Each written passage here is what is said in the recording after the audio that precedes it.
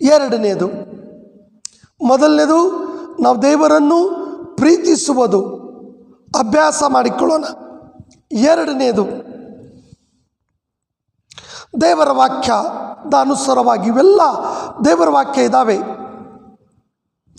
ಎರಡನೇದು, ದೇವರು ಸ್ವರಕ್ತದಿಂದ ಕೊಂಡುಕೊಂಡಂಥ ದೇವರ ಸಭೆಯನ್ನು ಯೇಸು ಕ್ರಿಸ್ತನು ಪ್ರೀತಿಸಿದಂತೆ ನಾವು ಪ್ರೀತಿಸೋಣ. ಪುನಃ ಹೇಳ್ತೀನಿ, ದೇವರು ಸ್ವರಕ್ತದಿಂದ ಕೊಂಡುಕೊಂಡಂಥ ಸಭೆಯನ್ನು ಯೇಸು ಕ್ರಿಸ್ತನು ಪ್ರೀತಿಸಿದಂತೆ ನಾವು ನಮ್ಮ ಸಭೆಯನ್ನು ಪ್ರೀತಿಸೋಣ. ಬೈಬಲ್ ಹೇಳ್ತಾ ಇದೆ, ಅಪೊಸ್ತಲ ಕಾರ್ಯಗಳು 20ನೇ ಅಧ್ಯಾಯ 28ನೇ ವಚನ, ದೇವರು ಸ್ವರಕ್ತದಿಂದ ಕೊಂಡುಕೊಂಡಂಥ ಸಭೆ ಎಂಬುದಾಗಿ. ನೀನು ಹೋಗ್ತಿರುವಂಥ ಸಭೆ, ನೀನು ಭಾಗವಹಿಸ್ತಿರುವಂಥ ಸಭೆ, ಅದು ದೇವರು ಸ್ವರಕ್ತದಿಂದ ಕೊಂಡುಕೊಂಡಂಥ ಸಭೆಯಾಗಿದೆ. ಅದು ಚಿಕ್ಕದಿರ್ಬೋದು, ಅದು ದೊಡ್ಡದಿರ್ಬೋದು, ಅದು ಮನೆಯಲ್ಲಿ ಕೂಡುತ್ತಿರುವಂಥ ಸಭೆ ಇರ್ಬೋದು, ಅಥವಾ ವಿಶಾಲವಾದ ಸ್ಥಳದಲ್ಲಿ ಕೂಡ್ತಿರುವಂಥ ಸಭೆ ಇರ್ಬೋದು, ಅಥವಾ ದೊಡ್ಡ ಕಟ್ಟಡ ಆಗಿರಬಹುದು. ಆ ಸಭೆಯನ್ನು ನನ್ನ ಮತ್ತು ನಿನ್ನ ದೇವರು ಸ್ವರಕ್ತದಿಂದ ಕೊಂಡುಕೊಂಡಂಥ ಸಭೆ ಅದು. ಅದು ಲೋಕಲ್ ಚರ್ಚ್ ಆಗಿರ್ಬೋದು, ಯೂನಿವರ್ಸಲ್ ಚರ್ಚ್ ಆಗಿರ್ಬೋದು, ಅದು ದೇವರ ಸ್ವರಕ್ತದಿಂದ ಕೊಂಡುಕೊಂಡಂಥ ಸಭೆ.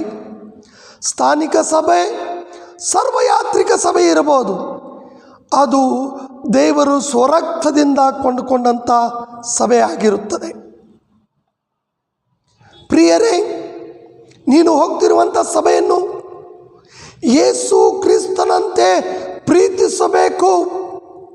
ನೀನು ಭಾಗವಹಿಸ್ತಿರುವಂಥ ಸಭೆಯನ್ನು ಯೇಸು ಕ್ರಿಸ್ತನಂತೆ ಪ್ರೀತಿಸಬೇಕೆಂಬುದಾಗಿ ನಾನು ಇವತ್ತು ನಿನಗೆ ಪ್ರೋತ್ಸಾಹ ಮಾಡ್ತಾ ಇದ್ದೇನೆ. ಇದು ಒಂದು ವಿಶ್ವಾಸ ಜೀವಿತಕ್ಕೆ ಈ ಪ್ರೀತಿಯ ತತ್ವವು ಮೂಲಭೂತ ಸ್ತಂಭ ಆಗಿರುತ್ತದೆ. ಅದಕ್ಕಾಗಿ ನಾವು ನೋಡ್ತಾ ಇದ್ದೀವಿ, ಎಫೆಸ ಪತ್ರಿಕೆ 5ನೇ ಅಧ್ಯಾಯ 25ನೇ ವಚನದಲ್ಲಿ ಪೌಲನು ಸ್ಪಷ್ಟವಾಗಿ ಬರೆದಿದ್ದಾನೆ, ಯೇಸು ಕ್ರಿಸ್ತನು ಸಭೆಯನ್ನು ಪ್ರೀತಿಸಿದನು ಎಂಬುದಾಗಿ.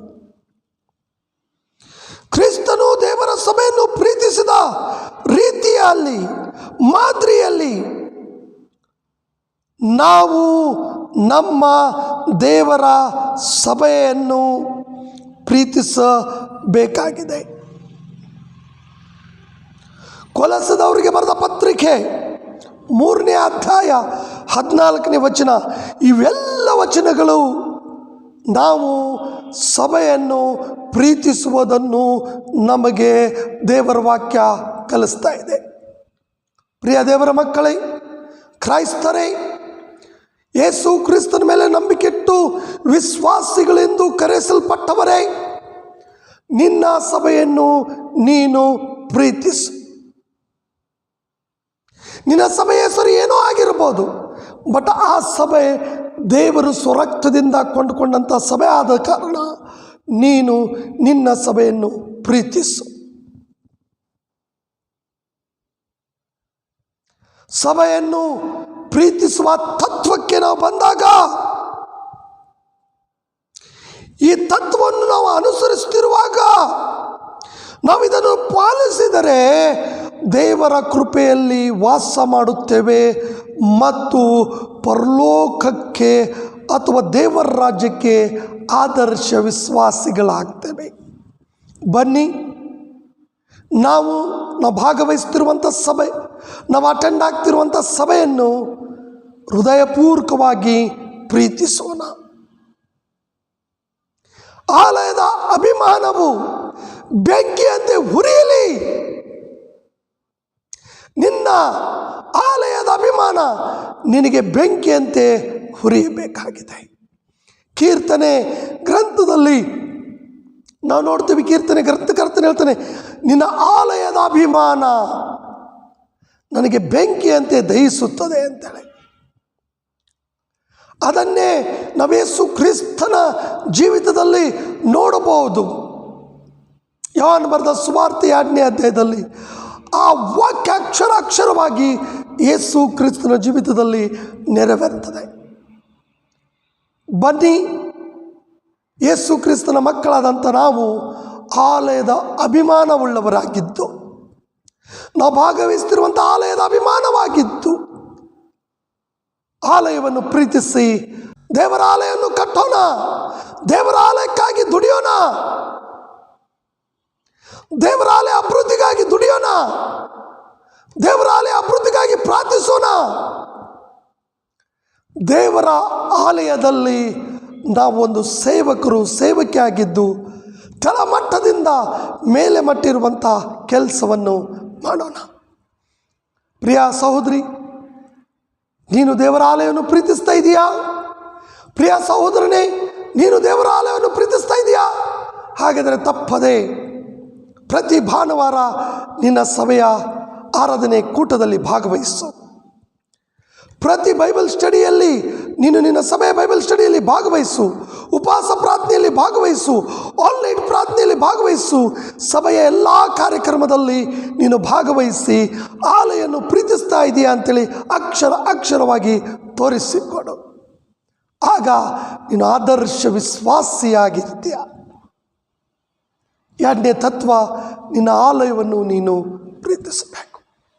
ಒಂದು ವಾರ ಸಭೆಗೆ ಬಂದೆ, ಒಂದು ವಾರ ಬಿಟ್ಟೆ, ನನ್ನ ಮನಸ್ಸು ಬಂದಾಗ ಚರ್ಚ್ಗೆ ಬರ್ತೀನಿ, ನನ್ನ ಮನಸ್ಸು ಬಂದಾಗ ಬಿಟ್ಟು ಹೋಗ್ತೀನಿ, ಒಂದು ವಾರ ಈ ಚರ್ಚು, ಒಂದು ವಾರ ಇನ್ನೊಂದು ಚರ್ಚು ಎಂದು ಹೇಳಿ ದಯವಿಟ್ಟು ಪ್ರಿಯರೇ ಮಾಡಬೇಡಿ. ನಿನ್ನ ಚರ್ಚಿನಲ್ಲಿ ನೀನು ಬೇರೂರಿ ಬೆಳಿ. ಸಭೆಗೆ ತಡವಾಗಿ ಬರಬೇಡ, ಸಭೆಯಿಂದ ಮಧ್ಯದಲ್ಲೇ ಎದ್ದು ಹೋಗಬೇಡ. ಸಭೆಯ ಮೊದಲನೇ ಪ್ರಾರ್ಥನೆಗಿಂತ ಮೊದಲು ಬಂದು ನೀನು ದೇವರ ಸನ್ನಿಧಾನದಲ್ಲಿ ಕಾದುಕೊಂಡಿರು. ಸಭೆಯ ಅಂತ್ಯಾಚುರದ ನಂತರ ಎಲ್ಲ ಕಸ ಹೊಡೆದು ಕೆಲಸ ಮಾಡಿ ಹೋಗು. ಆಗ ನೀನು ಪರಲೋಕ ರಾಜ್ಯಕ್ಕೆ ಆದರ್ಶ ವಿಶ್ವಾಸಿಗಳಾಗ್ತೀಯ ಮತ್ತು ನಿನ್ನ ಸಭೆಗೆ ಕೂಡ ನೀನು ಆದರ್ಶ ವಿಶ್ವಾಸಿಯಾಗಿರ್ತೀಯ. ದೇವರು ಈ ತತ್ವವನ್ನು ಮಾಡಲಿಕ್ಕೆ ನಿನಗೆ ಸಹಾಯ ಮಾಡಲಿ. ದೇವರಾಲಯದಲ್ಲಿ ಮಾಡಿದ ಕೆಲಸವನ್ನು ದೇವರು ಎಂದಿಗೂ ಮರೆಯುವುದಿಲ್ಲ. ಅದಕ್ಕೆ ತಕ್ಕಂತೆ ಪ್ರತಿಫಲ ದೇವರು ನಿನಗೆ ಕೊಡ್ತಾನೆ. ಪುನಃ ನಾನು ತತ್ವಗಳನ್ನು ನೆನಪು ಮಾಡ್ತಾ ಇದ್ದೀನಿ. ಈ 4 ಪ್ರೀತಿಯ ತತ್ವಗಳನ್ನು ಕ್ರಿಸ್ತಿಯ ಅಥವಾ ವಿಶ್ವಾಸಿಯ ಜೀವಿತದ ಮೂಲಭೂತ ಸ್ತಂಭಗಳಾಗಿದ್ದಾವೆ. ಅವುಗಳನ್ನು ನಿಮ್ಮ ಹತ್ರ ಪ್ರಸ್ತಾಪ ಮಾಡ್ತಾ ಇದ್ದೀನಿ. ಇವುಗಳನ್ನು ಪಾಲಿಸುವುದರಿಂದ ನಾವು ದೇವರ ಕೃಪೆ ಒಳಗೆ ವಾಸಿಸ್ತೀವಿ ಮತ್ತು ಪರಲೋಕ ರಾಜ್ಯಕ್ಕೆ ಆದರ್ಶ ವಿಶ್ವಾಸಿಗಳಾಗಿರ್ತೀವಿ ಎಂಬುದಾಗಿ ನಾನು ಪ್ರಸ್ತಾಪ ಮಾಡ್ತಾ ಬರ್ತಾ ಇದ್ದೀನಿ. ಮೊದಲನೇ ತತ್ವ, ನಾವು ನಮ್ಮ ಸೃಷ್ಟಿಕರ್ತನಾದ ಯೆಹೋವ ದೇವರನ್ನು ಪ್ರೀತಿಸಬೇಕು. 2ನೇದು, ದೇವರ ಸ್ವರಕ್ತದಿಂದ ಕೊಂಡುಕೊಂಡಂಥ ಸಭೆಯನ್ನು ಯೇಸು ಕ್ರಿಸ್ತನು ಅಭಿಮಾನವುಳ್ಳವನಾಗಿ ಪ್ರೀತಿಸಿದಂತೆ ನಾವು ಪ್ರೀತಿಸಬೇಕು. 3ನೇದು,